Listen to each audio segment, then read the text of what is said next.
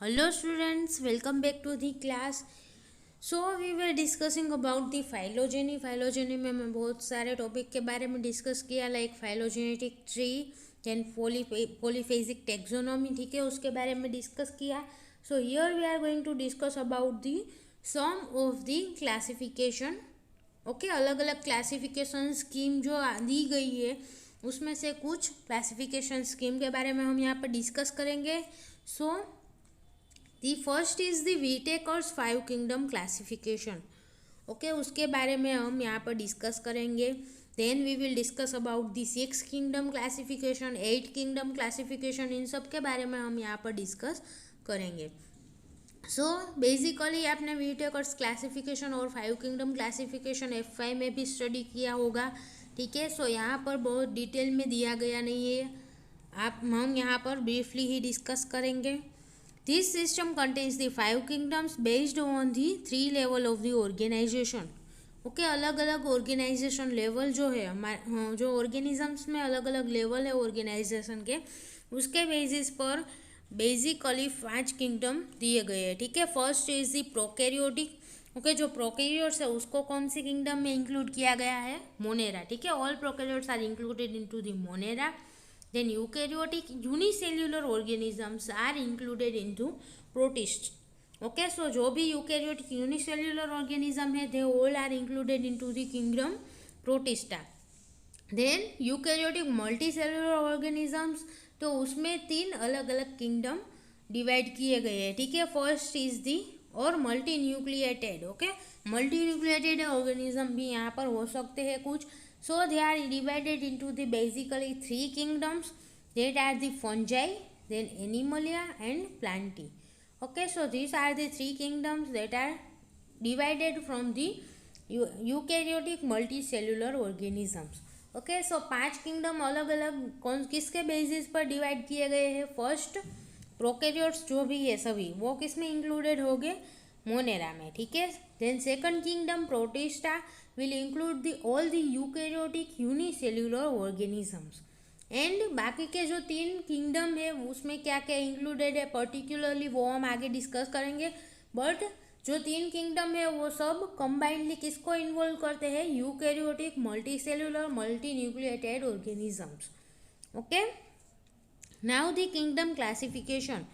The first classification system to have gained popularity in the last few decades is the 5 kingdom system. It was first suggested by the Robert H. Whittaker in 1960s. Okay, it is given by the Robert H. Whittaker, that's why it is known as the Whittaker's classification. Okay, and it is the most popular classification scheme at that time. So an overview of the Whittaker's 5 kingdom system is presented in the figure given besides. आगे figure दी गई है, ठीक है, उसमें हम 5 kingdom के बारे में ओवरव्यू देख सकते हैं.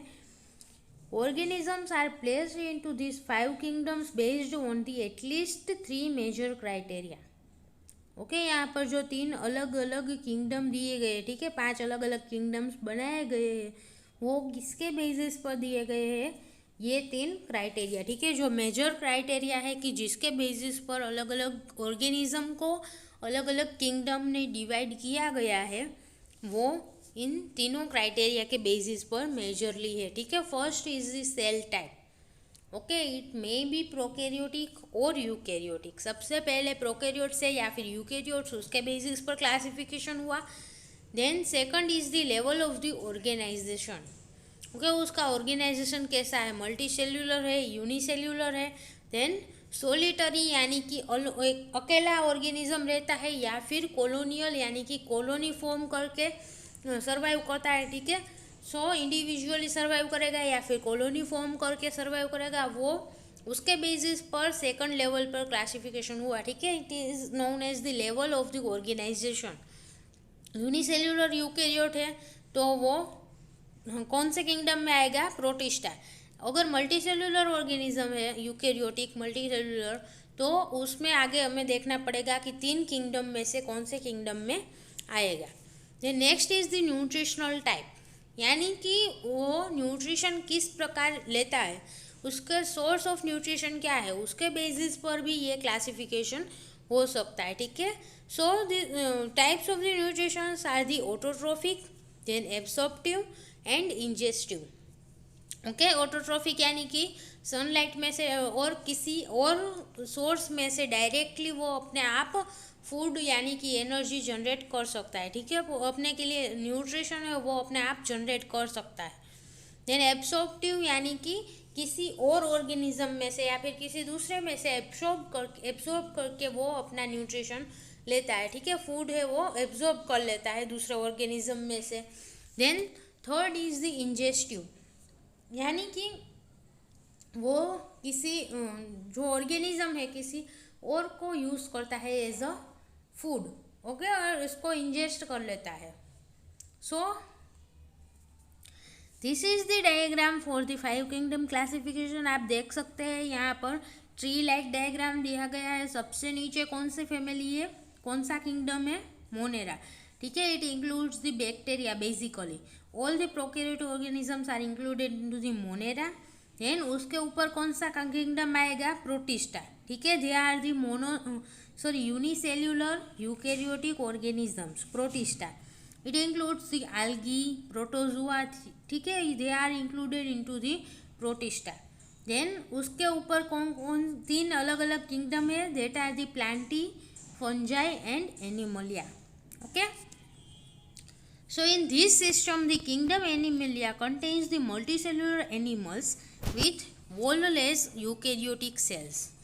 ओके, एनिमलिया में क्या इंक्लूड होगा, multicellular animals with wall less eukaryotic cell. Okay, eukaryotic cell होगा बट सेल वॉल प्रेजेंट नहीं होगी, ठीक है। ऐसे सेल से बना हुआ एनिमल और ऑर्गेनिज्म जो है multicellular organism, it is included into the Animalia and primarily ingestive type of the nutrition. It uses the ingestive type of the nutrition, okay. So whereas the kingdom Plantae is composed of the multicellular plants, okay, it is multicellular plants जो सभी है वो Plantae kingdom में include हो गए with walled eukaryotic cells, okay. It contains the it is plants are made up of the eukaryotic cells with cell wall, ठीक है, उसमें सेल वॉल भी प्रेजेंट होगा and primarily photo autotrophic of the nutritional type, okay. Photo autotrophs होते हैं plant, okay. Photo autotrophs का meaning क्या है, ऑटोट्रोफ्स यानी कि न्यूट्रिशन और अपना फूड है वो अपने आप अपने बॉडी में सिंथेसाइज कर सकता है। एंड फोटो ऑटोट्रोफ का मीनिंग क्या है कि वो एज अ सोर्स किसको यूज़ करेगा, सनलाइट को, ठीक है। सनलाइट को यूज़ करके वो फूड बनाता है, एनर्जी अपने अंदर प्रोड्यूस करेगा। Microbiologist study the member of the other 3 kingdoms in, okay, आगे के जो 3 किंगडम है उसके बारे में भी आगे स्टडीज की गई है, ठीक है।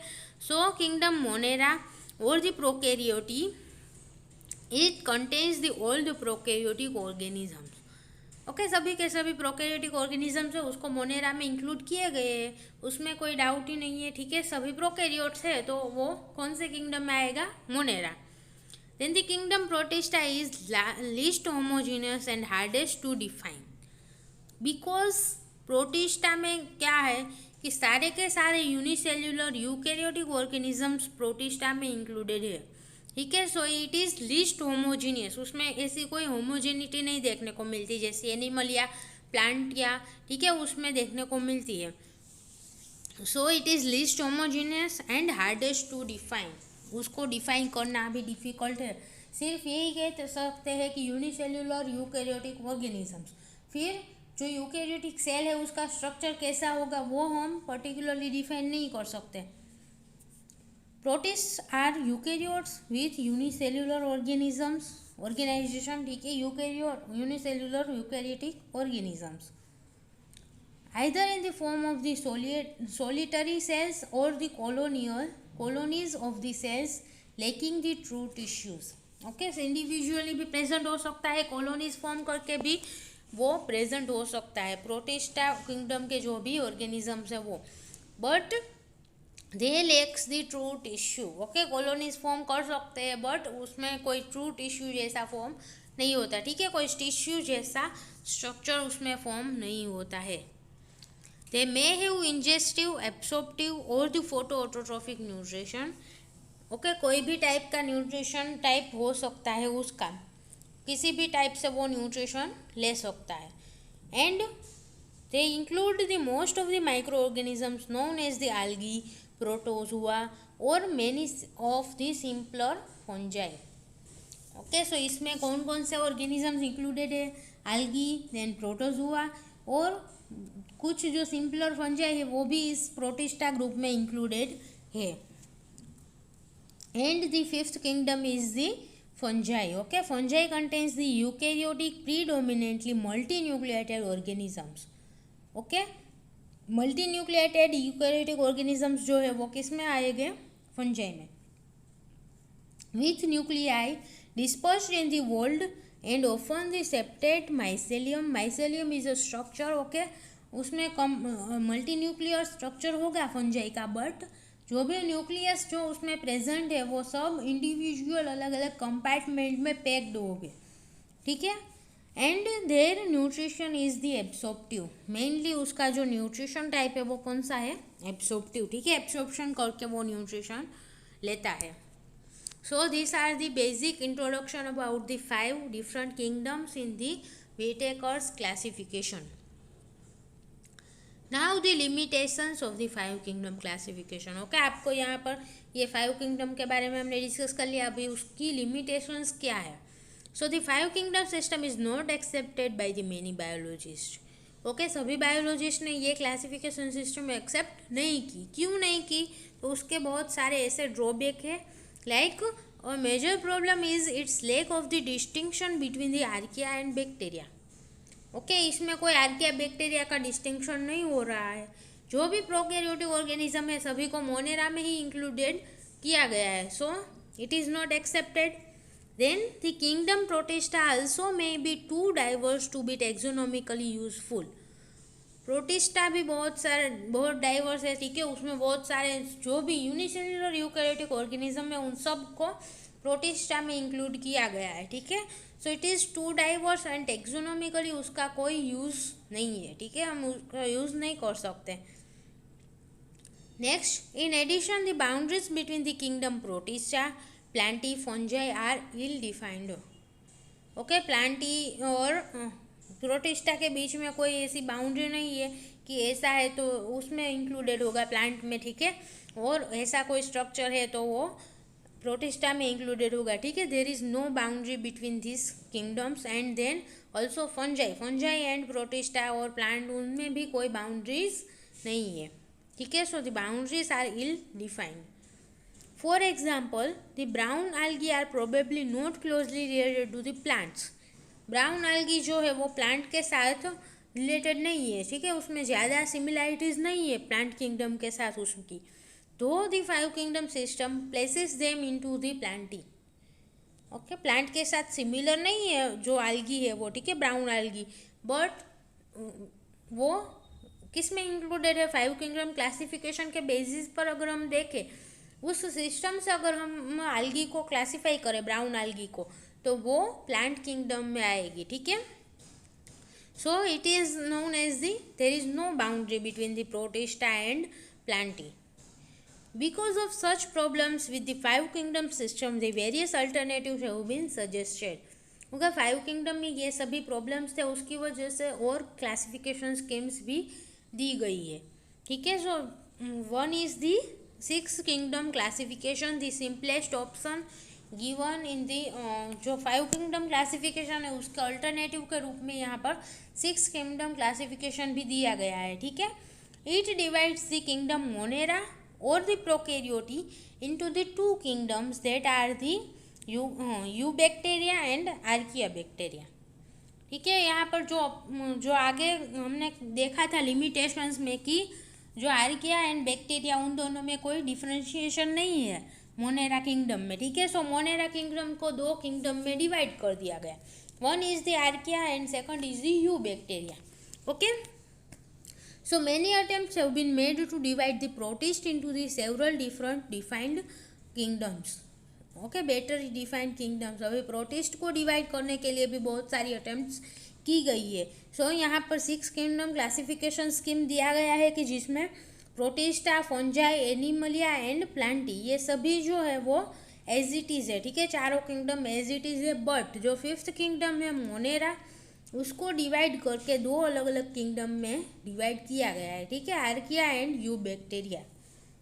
So this is the six kingdom classification. अभी आगे प्रोटिस्टा को भी अलग अलग किंगडम में डिवाइड करने के लिए बहुत सारे ऐसे एक्सपेरिमेंट्स किए गए हैं, ठीक है। सो आगे हम 8 किंगडम क्लासिफिकेशन डिस्कस करेंगे नेक्स्ट लेक्चर में। So thank you so much students for watching this video, and if you have any doubt then please ask in the comment box. Thank you.